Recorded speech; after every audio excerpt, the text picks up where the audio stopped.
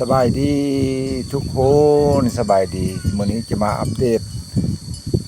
ตามฮอดฤดูกาลแล้วพี่น้องบ้านเฮาลงสักกาสักนั้นแล้วก็เกี่ยมจะได้เฮ็ดให้เฮ็ดนาทำการผลิตตามฤดูกาลเนาะพี่น้องเนาะถือว่ามื้อนี้มาเริ่มต้นสักกามีลูกมีหลานมาสดมาช่วยสักกะก็พอประมาณนี้พี่น้องบ้านเฮาถือว่ามีผู้เล็กเด็กน้อย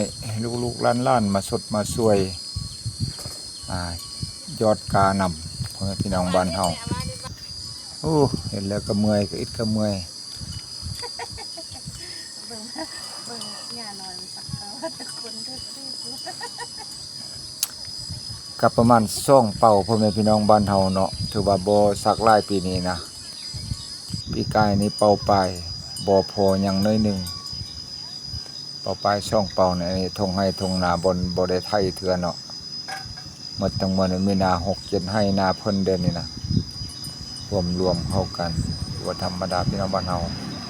เป็นลายหมู่บอนมัดหัว